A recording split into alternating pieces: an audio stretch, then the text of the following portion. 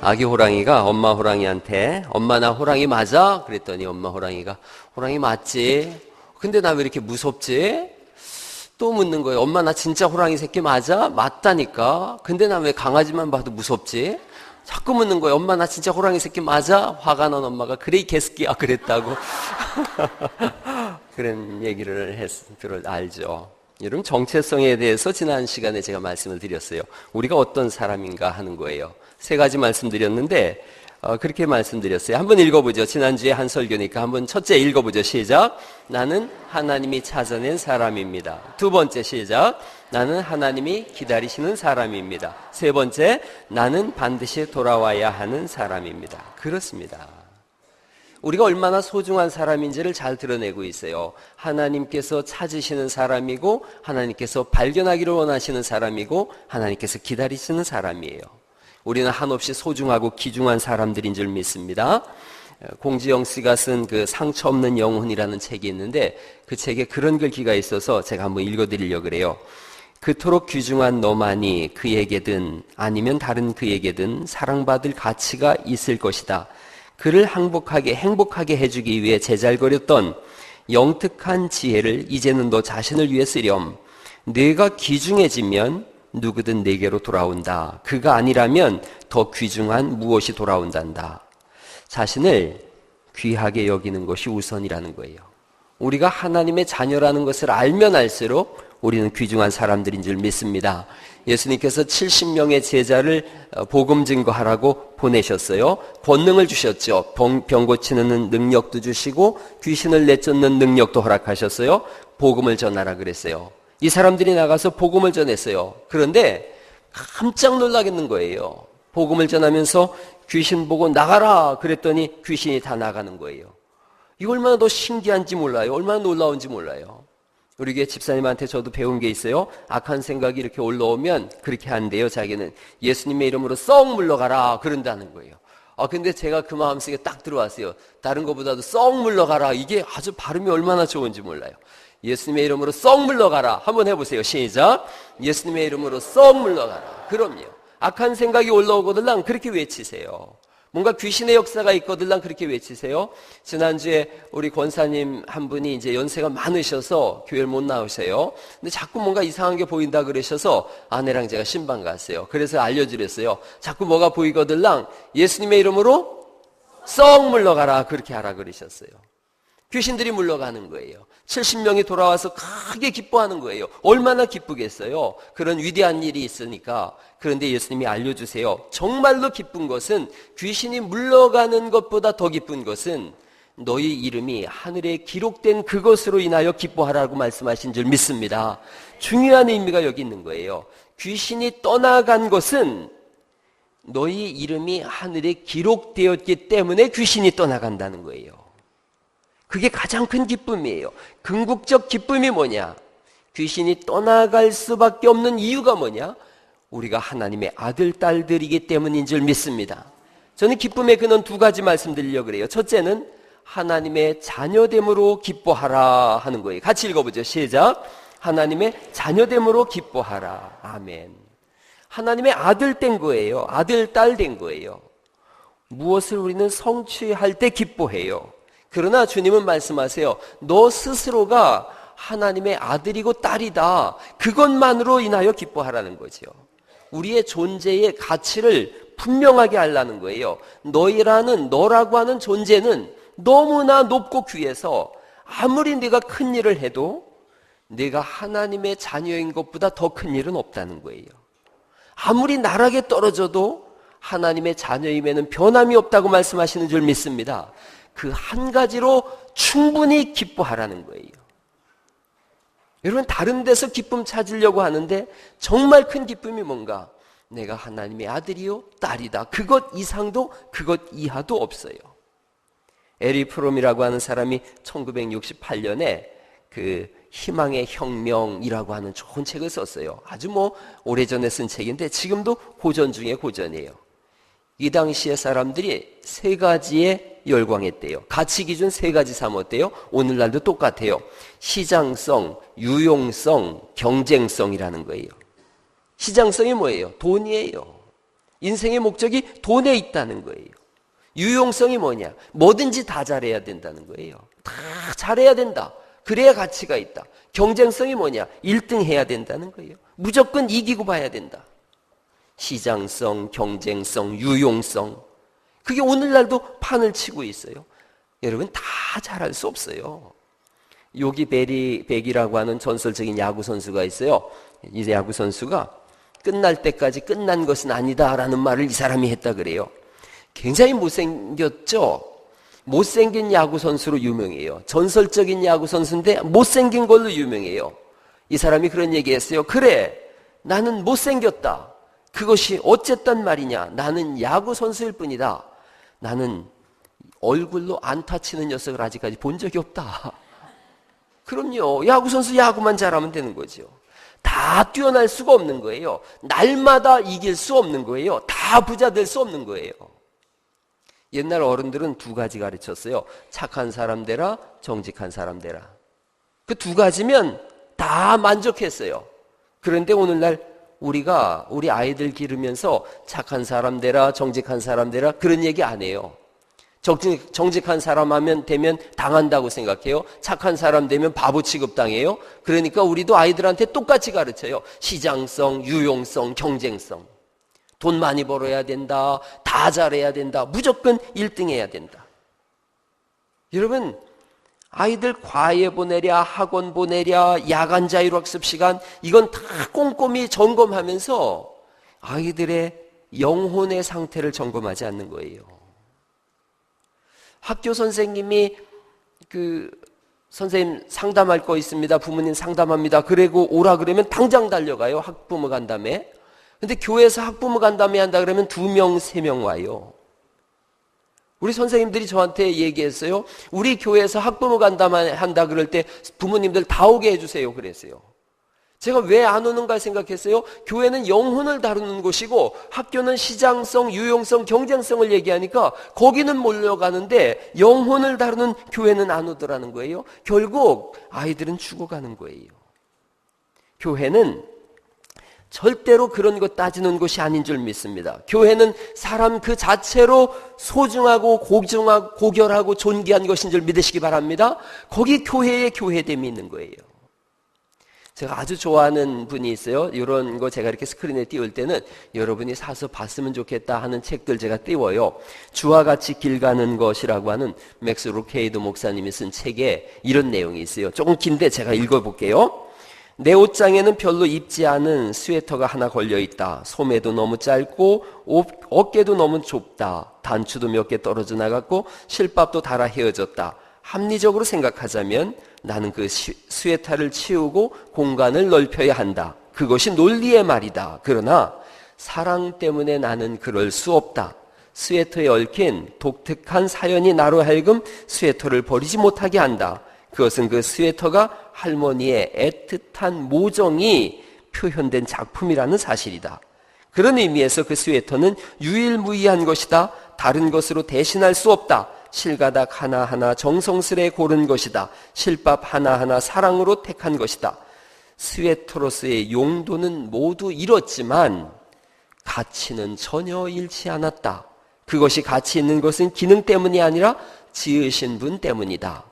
시편 기자도 그와 똑같은 마음으로 이렇게 고백했을 것이다. 주는 어머니의 태에서 나를 배를 짜듯이 지으셨습니다. 이 표현을 생각해보라. 당신은 배를 짜듯이 지어진 존재다.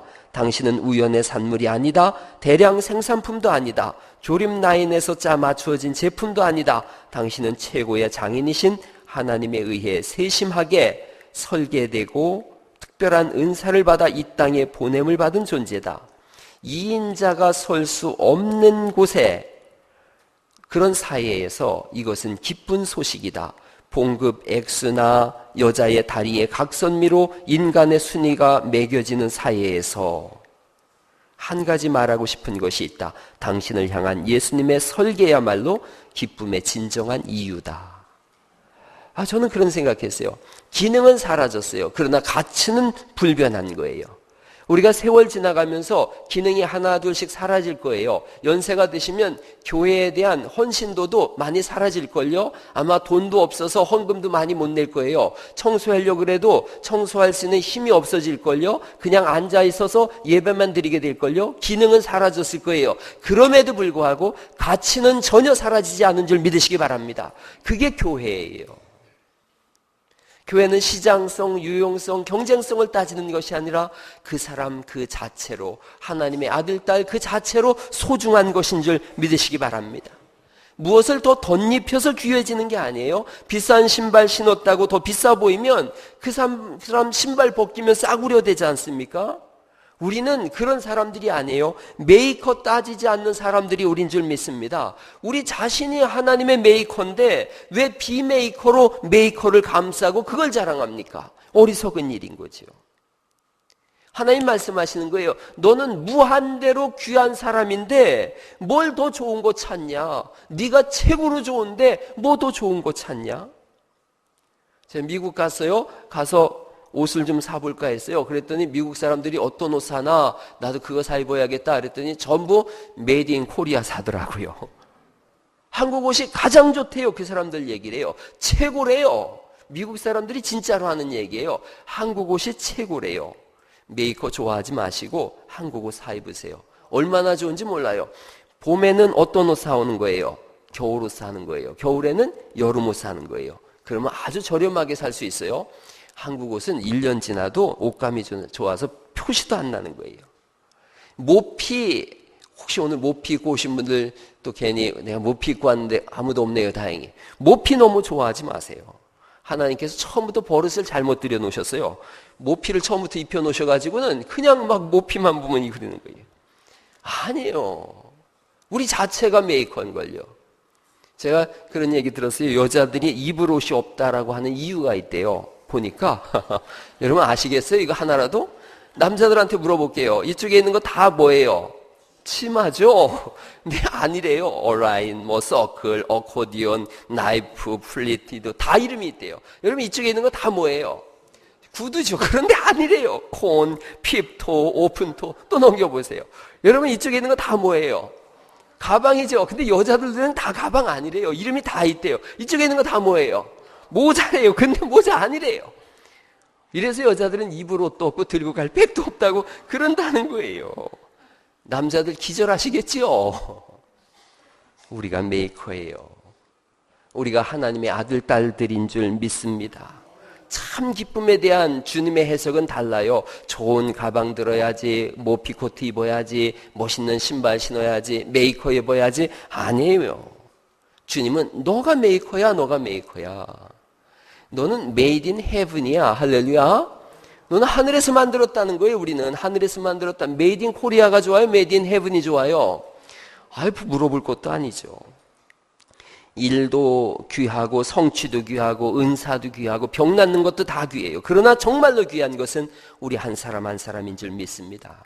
하나님 말씀하시는 거예요. 뇌가 귀하고 귀하기 때문에 그래서 나는 기쁨이라는 거예요.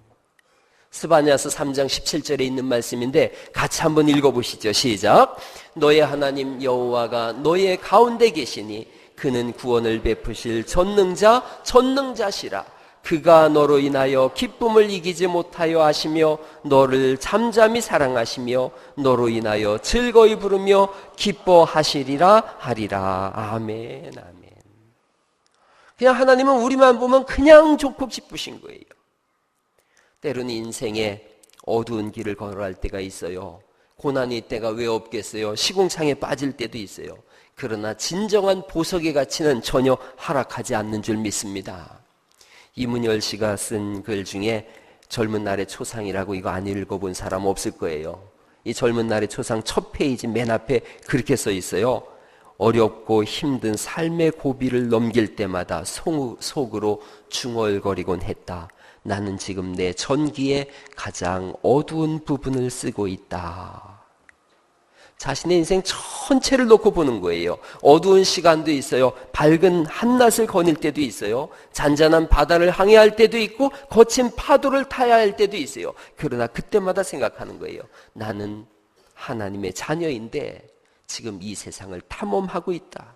하나님은 나를 즐겁게 해주시려고 파도를 일으키기도 하시고 어두운 밤도 만드셨다. 그러나 한 가지, 내가 하나님의 자녀이기에 다 이겨낼 수 있고 그 한 가지로 나는 기뻐할 수 있다. 할렐루야. 그거예요. 우리 그 찬양 한번 불러봐요. 너의 하나님 여호와가 너의 가운데 계시니.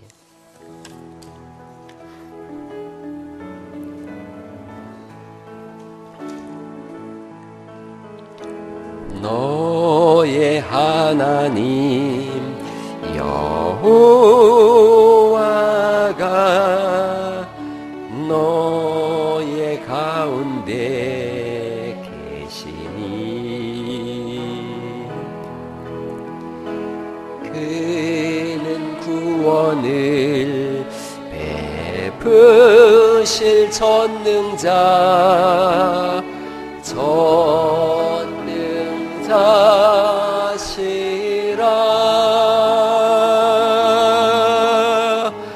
그가 너로 인하여 기쁨을 이기지 못하시며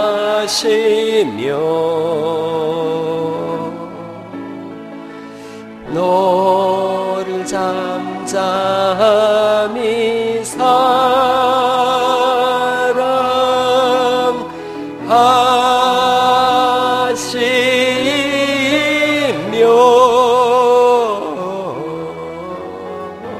즐거이 부르며 기뻐하시리라.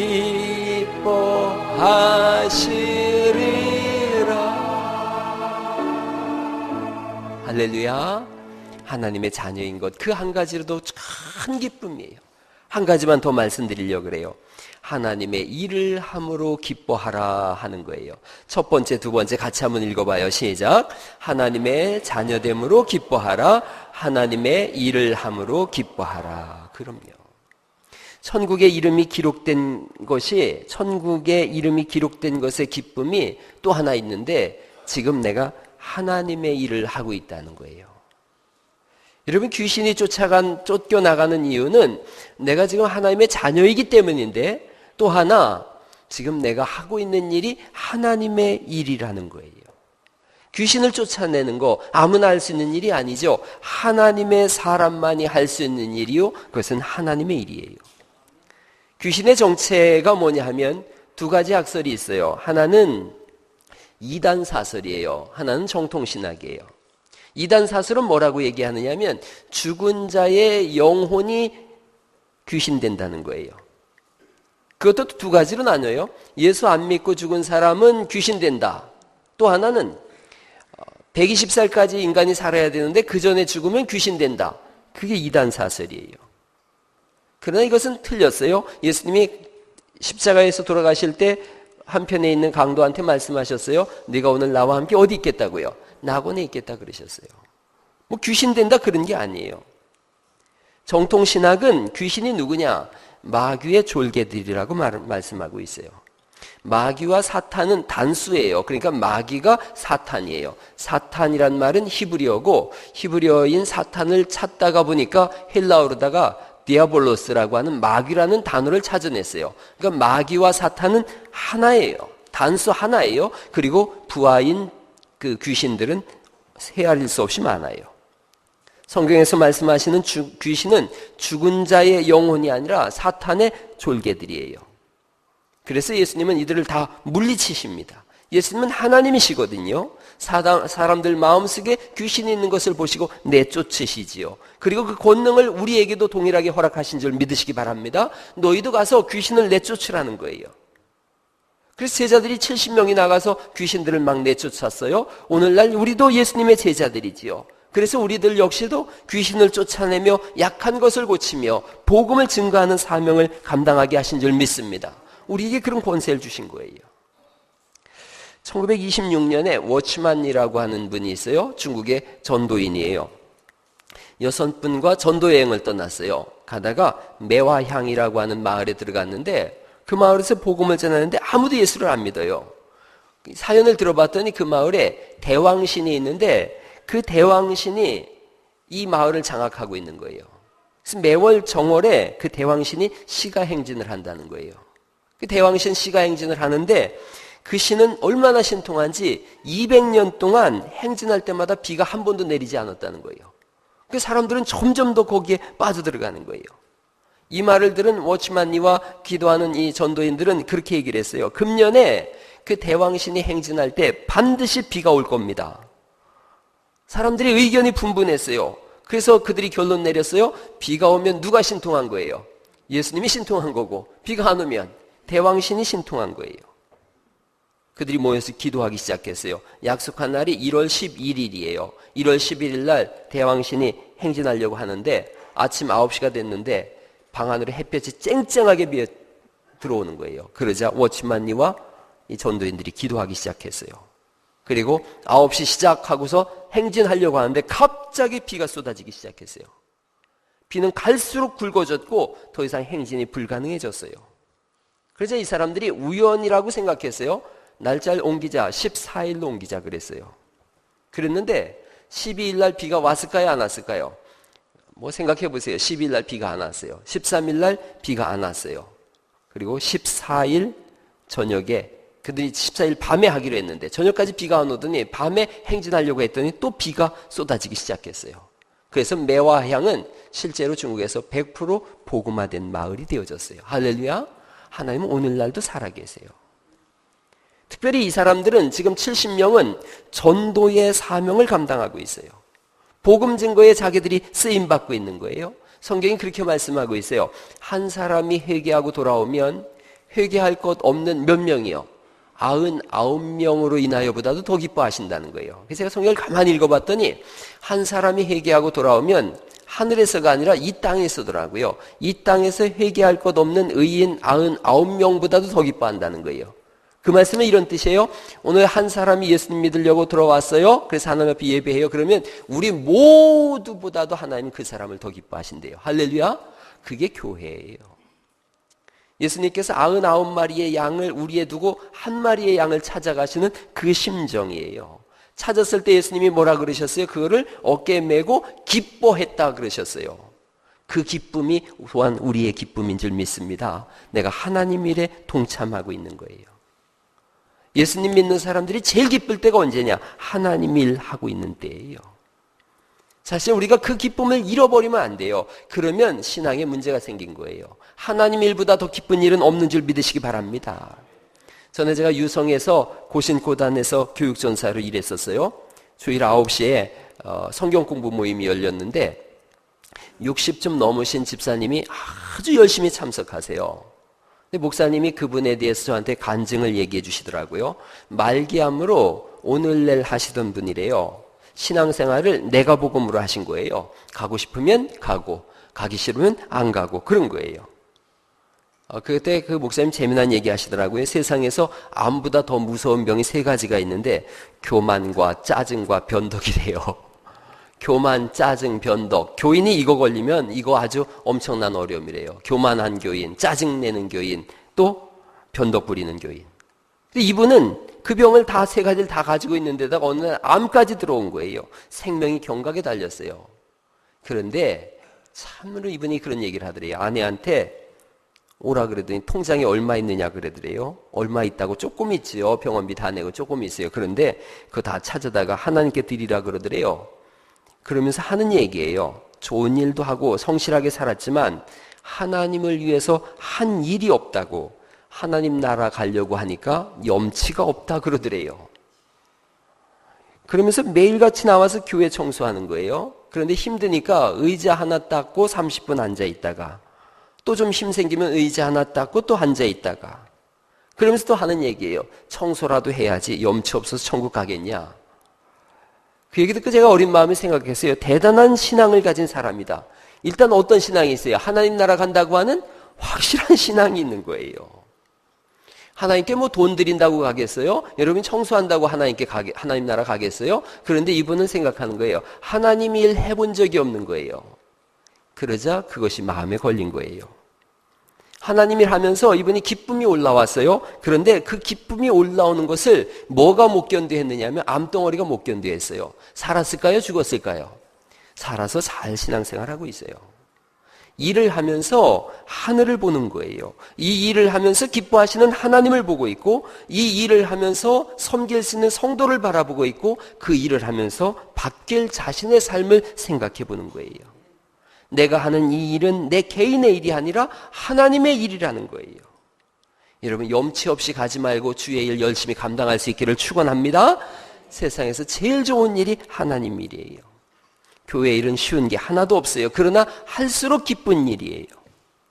우리 교회 주일학교 아이들이 그 100원, 200원, 500원 낸 헌금 가지고요, 한 달에 한 번씩 요르단에 있는 이병구 선교사 선교 헌금 보내고 있어요. 우리 중고등부 아이들이 500원, 1000원 내는 헌금이 있어요. 그 헌금 가지고 기아에 굶주리는 아이들, 필리핀에 있는 한 아이 입양해서 우리 교회 아이들이 컴패션을 통해서 돕고 있어요. 그게 교회예요. 그게 교회 일이에요. 저는 병상에 누워서 이렇게 죽을 날을 기다리시는 분들 많이 봐요. 그분들 소원 한 가지 있어요. 한 가지 딱 소원 뭐냐 하면 교회 나와서 장의자 한번 더 닦아보는 거래요. 교회 나와서 강대상 한번 물걸레로 닦아보는 게 소원이래요. 여러분, 기쁨은 하나님의 일을 할 때 생겨나는 줄 믿습니다. 두 가지 말씀드렸어요. 하나님의 자녀됨으로 인하여 기뻐하라. 하나님의 일을 함으로 기뻐하라. 우리가 누군가를 생각해 보자는 거예요. 말씀 마치려고 그러는데, 오래전에 제가 한번 그런 말씀 드렸어요. 김기욱 부장판사 이야기예요. 서울 서초구에 있는 소년법정에서 일어난 사건이에요. 서울 도심에서 친구들과 함께 오토바이를 훔쳐서 달아나던 혐의로다가 여자아이가 붙잡혔어요. 방청석에 앉아서 홀어머니가 지켜보고 있는 가운데 재판을 기다리고 있어요. 재판정의 조용함 가운데 중년의 부장 여성 판사가 들어오는 거예요. 무거운 처분이 예상되고 있어요. 이번에가 14번째거든요. 무거운 처분을 예상하고 어깨가 잔뜩 움츠려져 있는 이 여자아이에게 부장검사인 여자분이 다정하게 말하는 거예요. 앉은 자리에서 일어나 봐라. 그리고 나를 따라서 힘차게 한번 외쳐봐라. 나는 이 세상에서 가장 멋있게 생겼다. 예상치 못한 재판장의 요구에 이 여자아이가 소녀가 머뭇거리다가 나지막하게 나는 이 세상에서 라고 입을 열었어요. 그러자 이번에는 더 큰 소리로 따라가라고 하면서 나는 이 세상에서 두려울 것이 없다. 이 세상은 나 혼자가 아니다. 나는 무엇이든지 할 수 있다. 큰 소리로 따라하던 이 소녀가 이 세상은 나 혼자가 아니다 라고 외칠 때 눈물을 터뜨리고 말았어요. 지난 작년 가을부터 14건의 절도, 폭행, 범죄를 저질렀어요. 소년법정에 섰던 전력도 있어요. 이번에 동일한 법으로다가 범죄를 저질러서 무거운 형벌이 예상되고 있어요. 그런데 이렇게 외치는 걸로 판결이 내려졌어요. 판사가 이 여자에게 이렇게 내린 이유는 지난해 꼭 이 재판이 일어나기 직전까지만 해도 어려운 가정에서 열심히 살던 아이예요. 공부도 열심히 하고 장래 간호사를 꿈꾸던 발랄한 여학생이었는데 귀갓길에 남학생들 여러 명인데 끌려가가지고 집단 폭행을 당했어요. 삶이 송두리째 변했어요. 이 여자아이는 휴유증으로 병원 치료를 받고 그 충격으로 홀어머니는 신체 일부가 마비되기도 했어요. 그 이후로 이 여학생은 학교를 헛돌았고 이제는 비행 청소년들하고 돌아다니면서 범행을 저지르기 시작했어요. 재판선에서 참관인에게 판사가 말을 이어갔어요. 이 소녀는 가해자로 재판에 와 있습니다. 그러나 이렇게 삶이 망가진 것을 알면 누가 가해자라고 말할 수 있겠습니까? 이 아이의 잘못에 책임이 있다면 여기 앉아있는 여러분과 우리 자신입니다. 이 소녀가 다시 세상에서 긍정적으로 살아갈 수 있는 유일한 방법은 잃어버린 자존심을 우리가 다시 찾아주는 것입니다. 눈시울이 다 붉어졌어요. 소녀를 이 법대 앞으로 세웠어요. 그리고 알려주는 거예요. 이 세상에서 누가 제일 중요할까? 그건 바로 너야. 소녀의 손을 잡아주면서 말을 이었어요. 마음 같아서는 꼭 안아주고 싶지만 너와 나 사이에 법대가 가로막혀 있어서 이 정도밖에 할 수 없어서 미안하구나. 여러분, 그게 하나님과 우리 사이예요. 하나님 우리에게 하시는 말씀이에요. 이 세상에서 누가 가장 소중한 줄 아느냐? 너야. 자신의 소중함을 알 때 우리는 죄악의 길을 벗어날 수 있습니다. 자신의 소중함을 알 때 우리는 새로운 길을 열어갈 수 있습니다. 하나님이 하시는 말씀을 다시 들어보세요. 나는 너로 인하여 기쁨을 이기지 못하며 너를 잠잠히 사랑하며 너로 인하여 즐거이 기뻐한다. 너는 너 자체로 내 기쁨이며 네가 하는 모든 일은 너와 나의 기쁨이다 말씀하시는 줄 믿습니다.